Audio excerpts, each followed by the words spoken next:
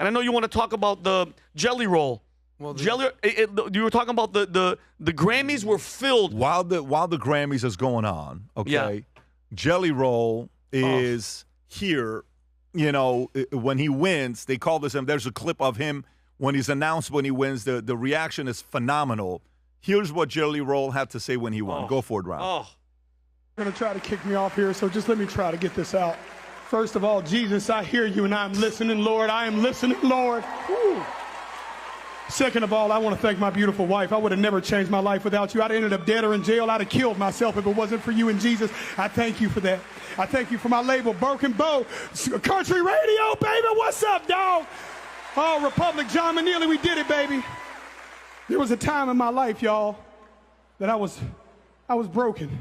That's why I wrote this album. I didn't think I had a chance, y'all. There was days that I thought the darkest things. I was a horrible human. There was a moment in my life that all I had was a Bible this big and a radio the same size and a 6x8 foot cell. And I believed that those two things could change my life. I believed that music had the power to change my life and God had the power to change my life. And I want to tell y'all right now, Jesus is for everybody. Listen. Jesus is not owned by one political party. Jesus is not owned by no music label. Jesus is Jesus, and anybody can have a relationship with him. I love you, Lord. Oh my goodness.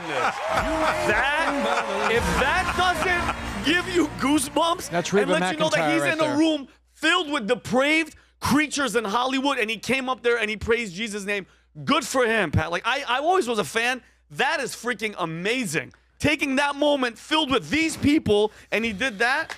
I mean, you can't. By the way, that. did you see?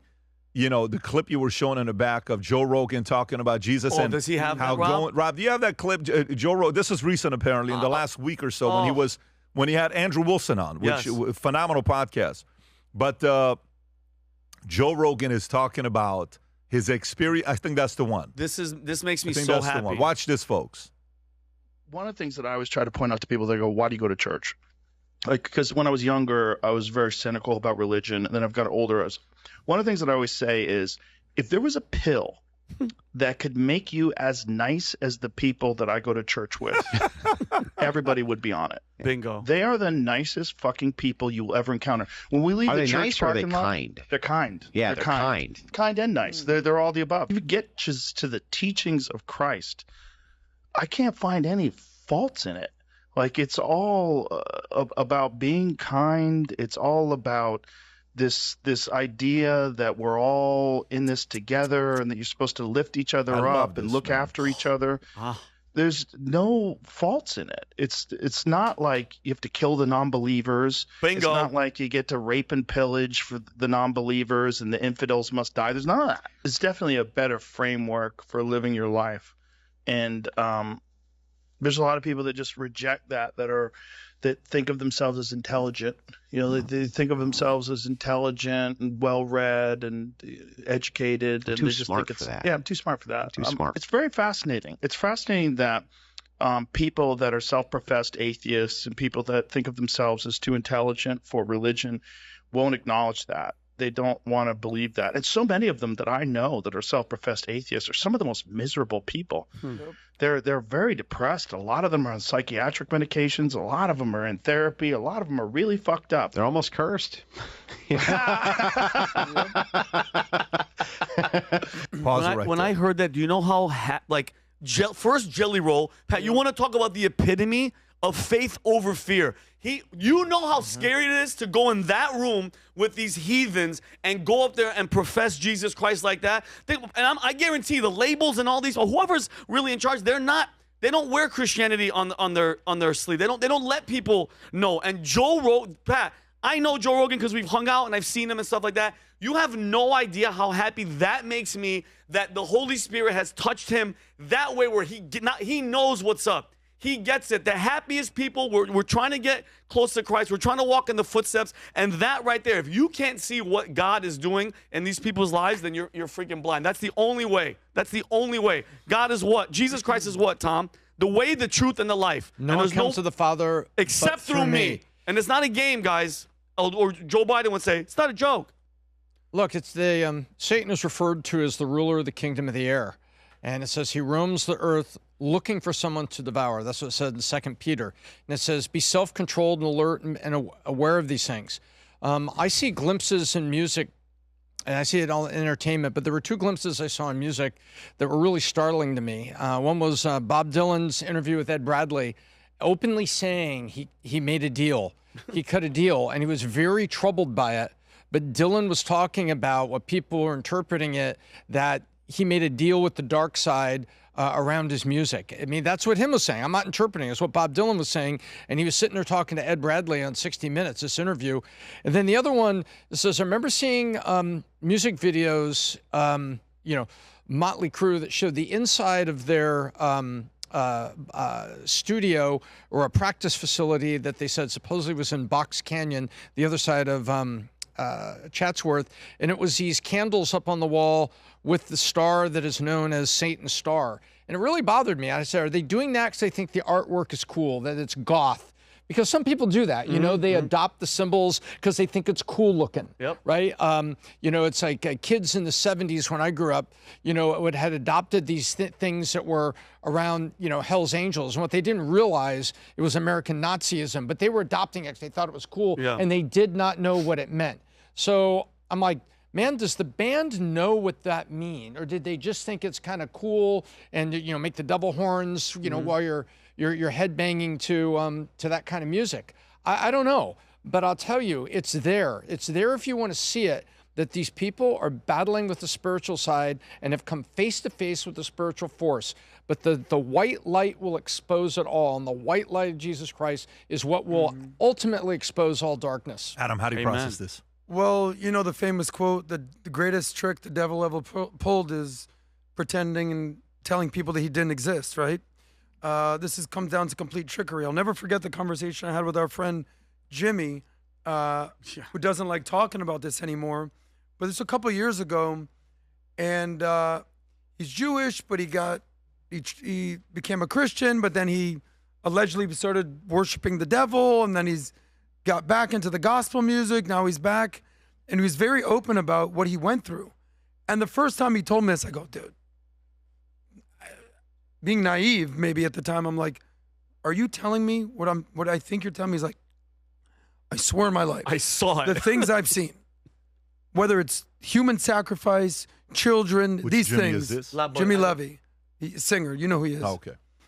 And I'm like, dude, this is very hard for me to believe and process. You were there. It's scary. He sang here at the event that we did here. And really it comes down to this. What's the price that you're willing to pay for fame? You see people out there like, I'll do anything. And then here comes whoever, Hollywood agent, super producer, whatever, these types of people on the in crowded and say anything. Well, here we go. So is there anybody that Hollywood or the elite does not want speaking more than Nicki Minaj? A black, talented female who's seen behind the curtain, and now she's a fan of Trump? Oh. I mean, I don't even know what she said about Trump in the past, but I guarantee you it was not good. Wasn't she also at the Turning Point being interviewed by Erica Kirk? Yes. So, if they say... She was at the White House this last weekend. Exactly. So what happened there? Genuinely, what happened? Yeah. What did she see? Listen, it's a great question. And then the last point is this. Kanye, many, many, many years ago, before he went on his tirade and he embraced Jesus walks, he says, if you say anything, you'll lose everything. If you say anything, you'll lose everything. And they keep repeating it. And then here's the thing. They say that politics is downstream from culture. This thing that's going on in Hollywood, whether it's devil worship, whether it's the Bohemian Grove, whether it's Bazamuth or whatever this guy is. Baphomet. Whatever. You know what one thing I'm worried about? It's big tech, big government, big pharma, big agriculture, big Hollywood. The military industrial complex, they may say run the world, but what runs America is the Hollywood industrial complex. They're losing it. Yes. They're losing. Thank God they're being exposed. You know why Big Hollywood is losing it? Because independent creators nowadays can make same kind of money doing what they're doing. There's so many ways that you no longer need that power. Look who we are. I mean, we're a perfect example. Who the hell are we? Honestly, think about it. Like, I didn't go to no Columbia University, whatever. We didn't go to no Ivy League. Tom is the most educated guy here, according to the way you're supposed to do it. You know, that community, this community. Oh, yeah. Anyone to CSUN, Cal State University Northridge, that should That's be right. a one of these UCs, right? University of California, whatever. In Northridge. Put myself through it my own dollars, by the way. But what's the point? This independent world that is becoming very annoying to them. Wait a minute, who are you for a guy named Mr. Beast to make 20-minute videos and become a billionaire off of YouTube? What? Yeah, but by the way, as great of an actor as Brad Pitt is, guess what he's worth? $400 million. Yeah. Imagine how many movies he's been in. Yep. As incredible of an actor as Tom Cruise is, what's Tom Cruise's net worth? Can you pull out what Tom Cruise's net worth is? What is Tom Cruise's net worth? Can I guess? I don't know, 700 million? 600 million? What is the number? 600 million. 600 million. Mr. Beast at 30 is a billionaire off of YouTube. Yeah. Think about it. It's a changed. very different world. Very It different is. world. Comedy's changed. Everything's changed. So I don't think they have the power they did before, and it scares the crap out of them in a major, major way. Scares the crap out of them. If you're watching this, if you're cold like we are, and you want to wear a sweater, you just don't know what you want that sweater to represent, we have options for you, okay? We have an entire section because of the amount of messages we got saying we need hoodies with PBD Podcast on it, Future Looks Bright on it, and of course the Vinny, Here Am I, Send Me, Faith Over Fear, the VT logo. You pick and choose. Ladies, Team USA, any of that stuff, and even the 250-year anniversary for US, go pick and choose. Wear your hoodies. Put on the sport of Future Looks Bright. Represent while you're going out there freezing your tail off.